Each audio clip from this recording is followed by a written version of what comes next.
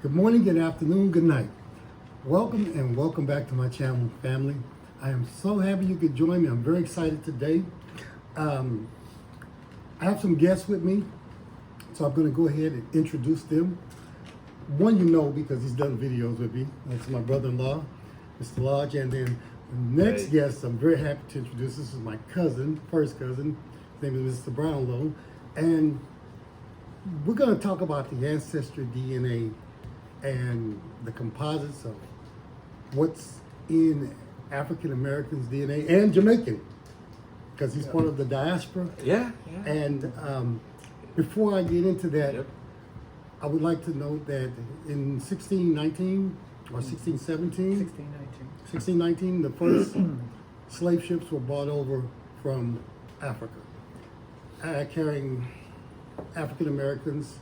And later, through 2 centuries, they carried 12 million people. Some estimated 20 million. The rest were lost at sea. God rest their souls, in chains and in bondage to what we call America now. These are the ancestors of African Americans. So doing a DNA reveal gives us the opportunity to look at what's in our heritage, because many of the tribes, such as the Ashanti, the Wolof, Mandinka, Yoruba, Hausa, Igbo, was very mixed in. And these ethnicities of Africa, they composite what we call now African Americans. So giving us the chance to reflect and look at it, a lot of African Americans are always very happy to discover or connect to some of their roots, mainly leading back to places such as Nigeria, Ghana, Sierra Leone, the Gambia, and other places in West Africa. So, without getting into too much, we're going to look at what our DNA revealed. So, I have my cousin here, and we compared our DNA, and it came back to some shocking results, because he being my first cousin. We found out that we're 27% Nigerian, and he's 20% Nigerian, and he's 15%. You do the numbers, D. You do the numbers on it. Okay, going through the numbers in here, I guess what we can do is, when I read them off, the first number I read off will be mine, and then the second percentage I'll do is yours. Okay, we'll do Show that. how way. it compares. Yeah, as a comparison. So when we did this, we came up with Nigeria.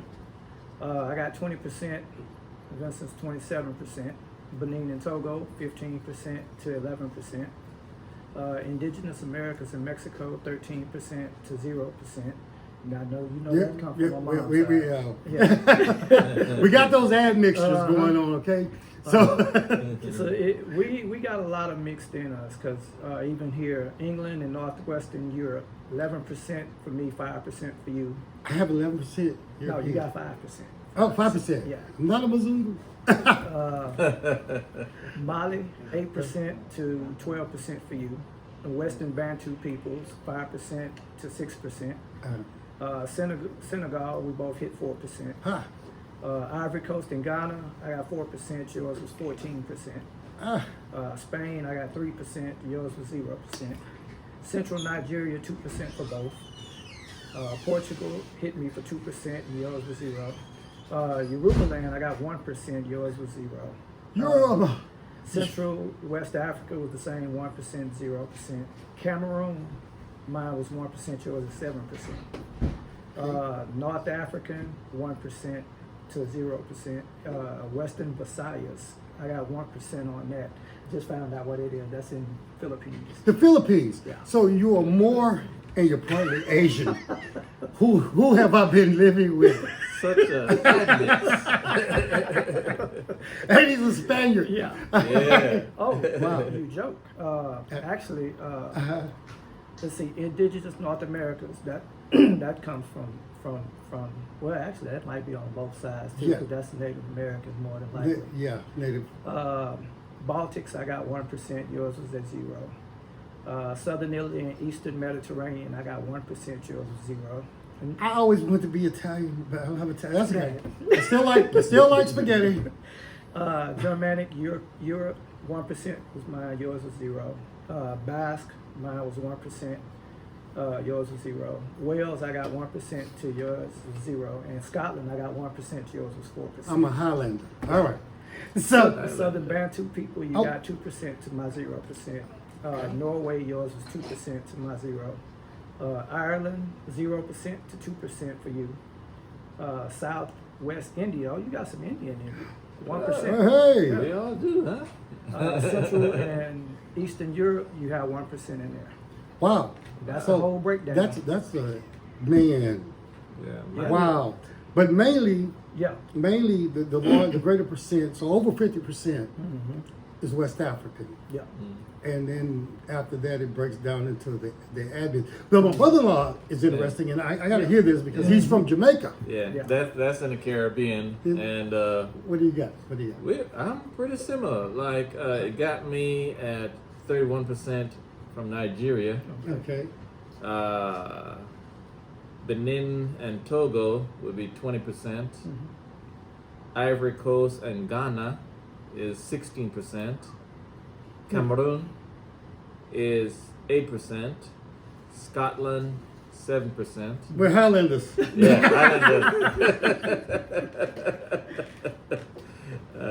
Mali is 4%. Germanic Europe 4%. That must be what Germany, Austria, Poland, Yeah. something like that. Yeah. Yeah. Then you get Western Bantu peoples. That's 2%. That's over in the Congo area. right? Congo, yeah. Spain. Spain. What, you that's got Spain. some Spain in Yeah. there? Yeah, 2%. Spaniards. Yeah, 2%. Wow. Portugal, 2%. Country, okay. Yeah, I'm at 2% Christopher on that. Columbus. Yeah, That's that's what he Christopher did. Columbus. Yeah. We know where his ancestors were kidnapped. When he landed. What boat you were on? Yeah, well, you know. You got Senegal at 1%, Central West Africa 1%, and Central Nigeria 1%. And one more, Denmark. Denmark. Denmark. Wow. Oh, The Vikings. Dutch. The Vikings, yes. Yeah. See? Wow. Okay. Who was it? Ragnar Lothbrok. Yeah, there you go. You know, I'm gonna tell you something that's interesting, family. In the ancestry that he's reading, it said I was 14% Kenyan. So I was talking to a Maasai lady that I really love her. If you're looking at my channel, thank you, because we had a lot of great laughs. And it said I was 14% Kenyan, and I told her, I said, I know which tribe I was from. I was a Maasai at heart, because the first time that I'd ever discovered Kenya was through the Maasai tribe. When I was in the mall in Willowbrook, a place called Willowbrook in Houston, and I saw the Maasai warrior statues, and I had to get them, and they came with a little tag, which got me interested in 2003 in Kenya and the tribes, you know. And I was telling her that, see, my ancestor was one that they sent out to hunt a lion, and he saw the lion, he took off running, and when he saw the white men, they were like, hey, what are you running from? He's like, a lion. They were like, follow me.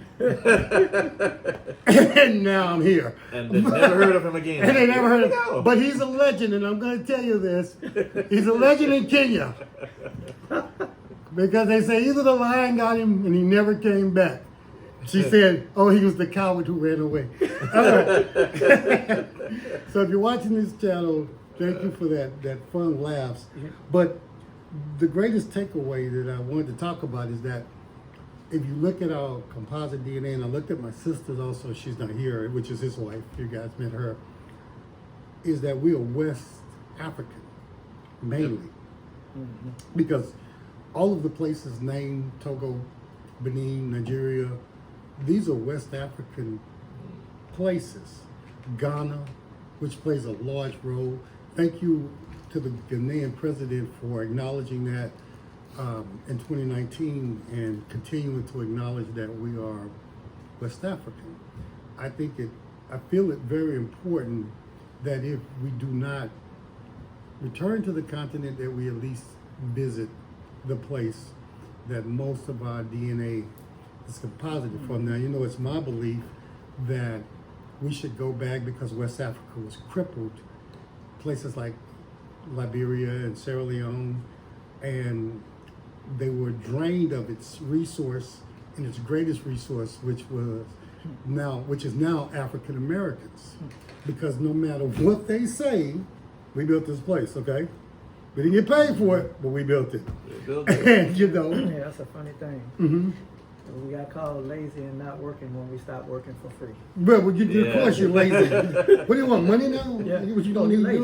money? Yeah. Money, you don't need any money. What do you need money for? What are you gonna buy? You know?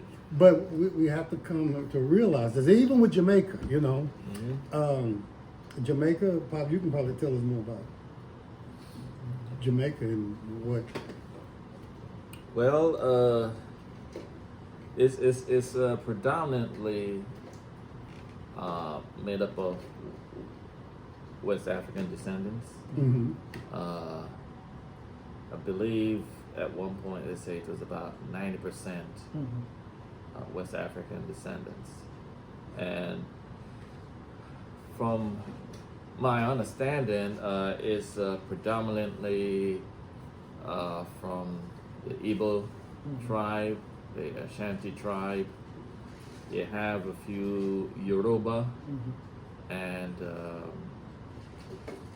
I think there's also Bobo, but it was predominantly Ashanti and Igbo that they, you know, they imported during slavery from West Africa, and they had a trend.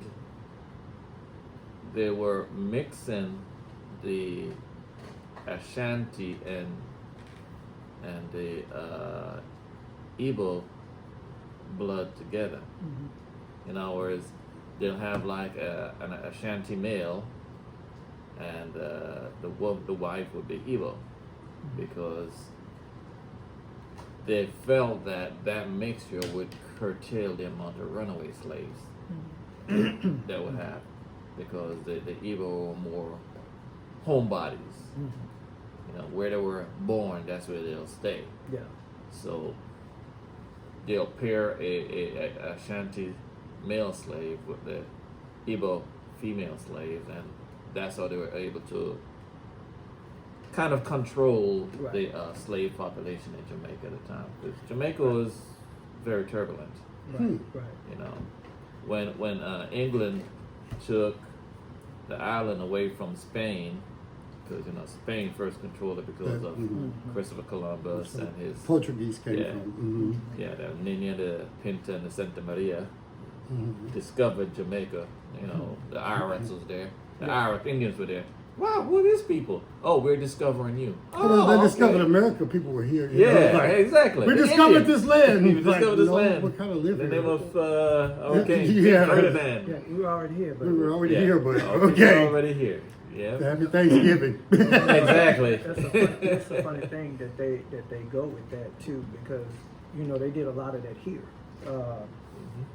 A lot of it, what what a lot of people don't understand about chattel slavery is that they pretty much used our ancestors like livestock. They wanted big, strong males that could be out there in the field, but what they wanted was strong and dumb. Yeah. Strong enough to do the work, but dumb enough not to get in any trouble or ask too many questions. And so they would pair the biggest males with the biggest females to try to produce bigger offspring. Yep. Basically the same thing that you do with horses and other livestock. And that's a part of chattel slavery that doesn't get talked about. Another part that doesn't get readily talked about is that it's a myth and a misnomer that slaves couldn't read or slaves couldn't write. That's not true either. No. And they knew this. And that slaves didn't have a very high intelligence level. They knew this too. These things are recorded. They recorded that certain slaves taken from certain areas weren't good at field work. They were more technical, or book work as we would call it today. And some slaves that they took were more militarized.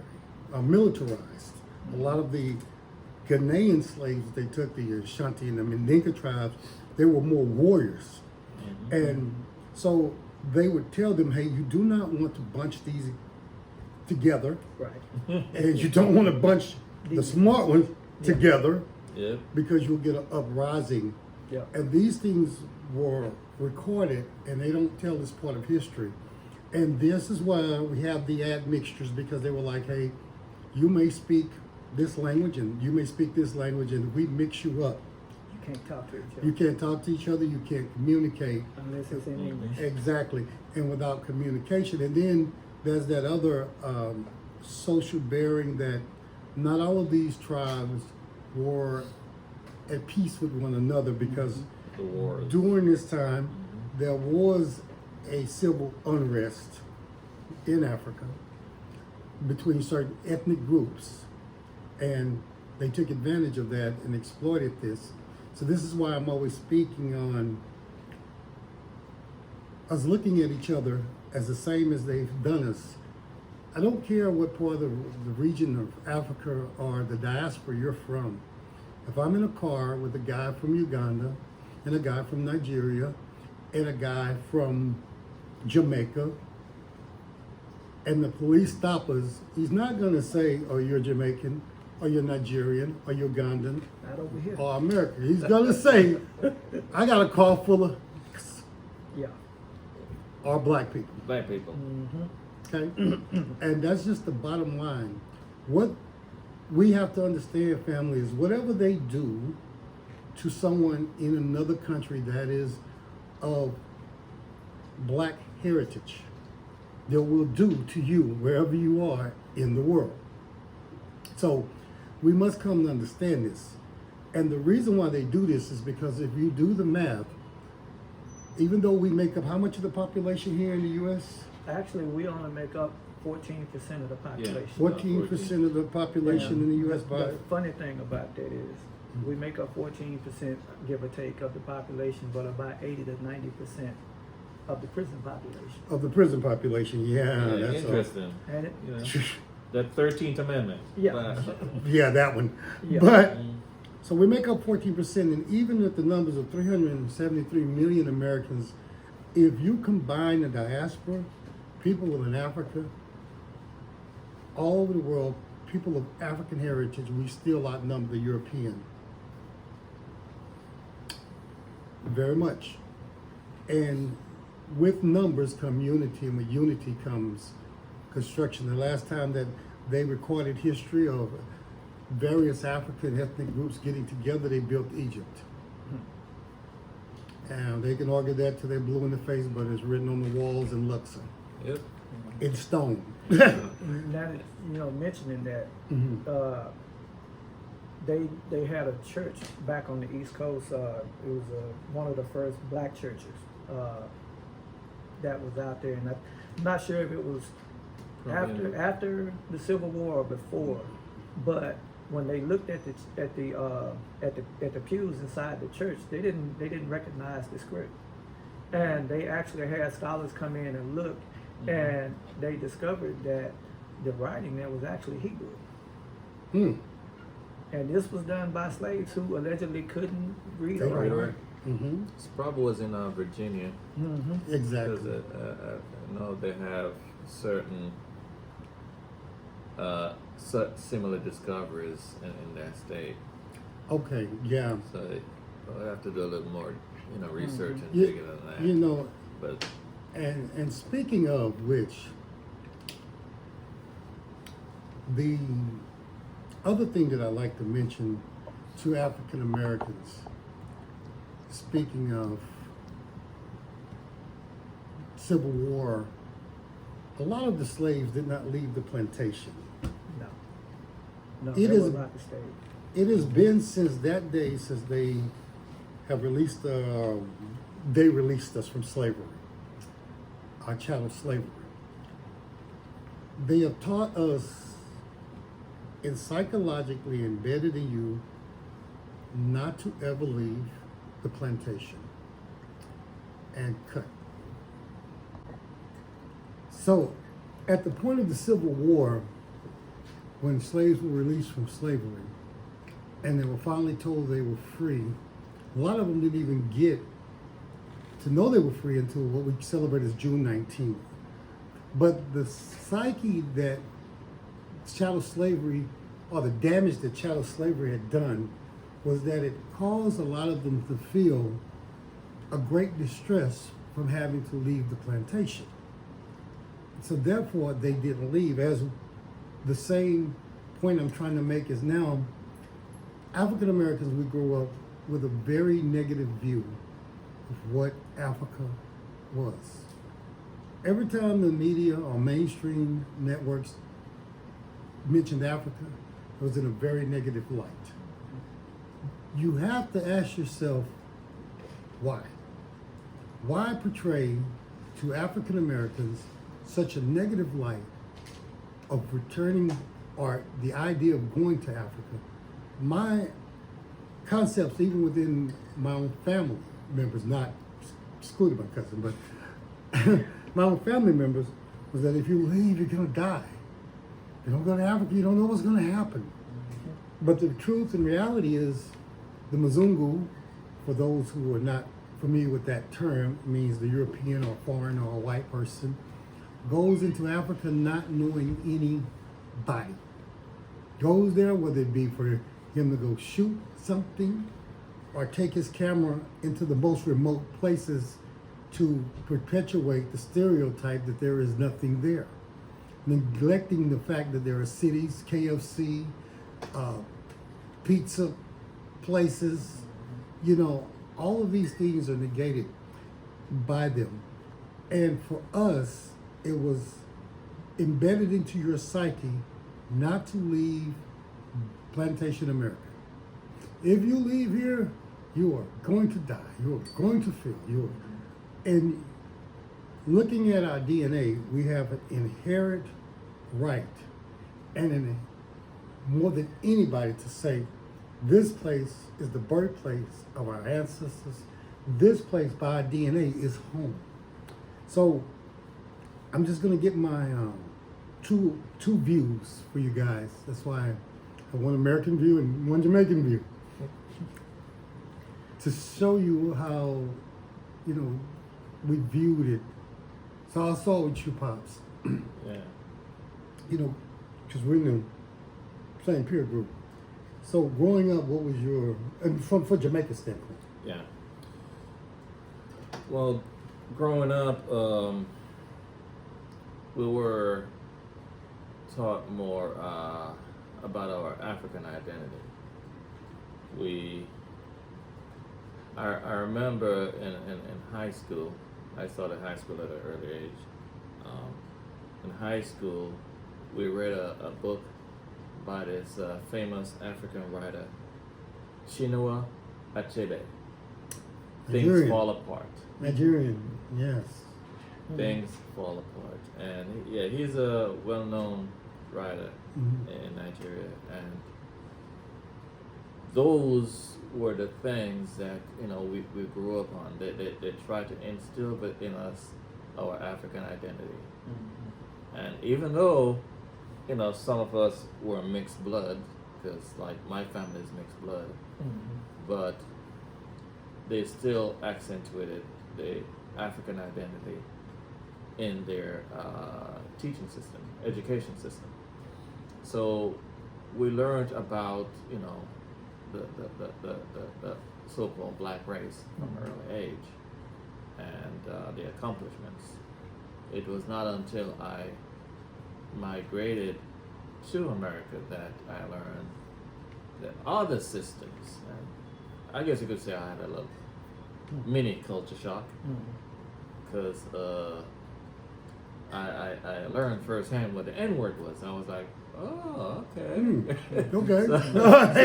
You learned that here. Yeah, it took me a while to wrap my mind around it. Yeah. But I eventually did. It can throw you off, especially if you didn't grow up hearing it. Yes. Being here, we grew up hearing it at an early age, not just from our own, but also from the other people.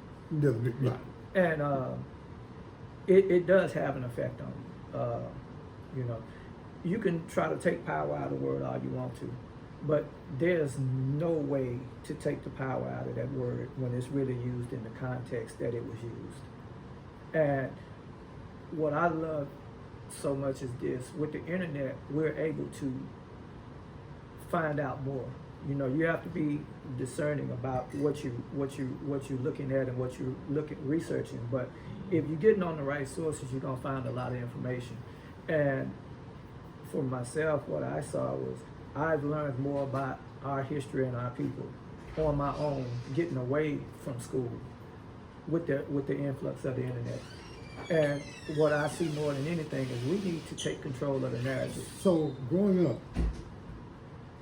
what was your perceptions then of Africa? If I mentioned, you know, if I just said, Yeah. hey, what do you think of Africa when we were winning Yeah. one? We'll go there, 21. Yeah. So if I just said, hey, what do you think of Africa, man? When you look at hearing about Africa over here as a child and even as a young adult, everything that was said about it was something that was in a derogatory term to make you look down on it. You know, the dark continent, the jungle continent, all of these different things. They don't tell you about what life like that over there really is and what it really looks like. They show you the poverty-stricken areas. They show you the famine-stricken areas. You know, with growing up here and looking at the commercials, we saw like when they had the famine in Ethiopia way back when we were kids. Yeah. That was the image that everybody in our generation growing up had of Africa. Mhm. That it was one big wasteland, A place full of famine. and it make you not want to go there. And that's my point. Exactly. My point is that this is done intentionally. Yeah, These are systematic and intentional things to keep you. Just as they said, we're going to stop bringing slaves from Africa because my brother-in-law said, because they know home. They want to run away. They want to go back. They knew freedom. But see, the new slave, he won't know these things. We're going to integrate them. We're going to mix them. And this baby will never be taught anything about home because we're going to strip him from his natural parents, give him to some foster parent within the slave community, raise him up. He won't have a language. He won't have a heritage. We're going to strip all knowledge of self from him. That way, we'll never have to worry about him running. If we open the doors to the plantation, he will not leave. strong body, weak mind. Strong body, weak mind, without knowledge of self. This is why I love the DNA and heritage communities for making this composite, because it's a beginning step, small step, but a beginning step to understanding our cultural heritage and why it is vital, in my opinion, that we return home. Now, there are some of us that I do not care if they ever go back to Africa. Yeah. Pookie and Ray Ray and Shanae can stay here. I'm sorry. And a few relatives of mine. But the rest of you, family, I think the key thing too is we need to take the narrative. We got to take control of the narrative. we do. We need to take control of We the- got to stop letting everybody else tell our story. You know, and And that's not just with us; it's with the African community and to- everywhere else. And I'm gonna get to that because I know a lot of my followers, guys, are in Kenya. I want you to recognize that I recognize you there. Thank you for following. Again, I'm going to show you more on-location videos. Hopefully, I can bring some reality to what the U.S. is, and you keep continuing to show me places like that I can't visit at this time. I'll be soon, but Uganda and Kenya and my friends in Zambia and Namibia and Nigeria. You guys are so special. Thank you for your input and thank you for following the channel. So, and keep doing what you do, my Kenyan YouTubers. You guys are really out there, man. I appreciate you for showing Africa in the light that you have shown, and I'm going to continue to support you. I am Mara, D, Mongo, and you know, we are watching you guys. African Tigress, go girl. We watch you. I thank you. If I missed anyone, I'm sorry, because the names are like a lot. Even my Ghanaian brother, Wole Maya, thank you, Maya. Miss Trudy, for showing what you show. I appreciate it. You inspire us, and hopefully we inspire you. So at that note, don't forget to hit the like and the subscribe. My cousin's gonna be putting a channel. I'm sure it's gonna be a great platform. Hopefully my brother-in-law will be doing something for Jamaica Mon. And Yeah, we still will- researching. Still researching. Yeah. And we will see you, family. Until next time, may God keep you. May He bless you always. Thank you. One love.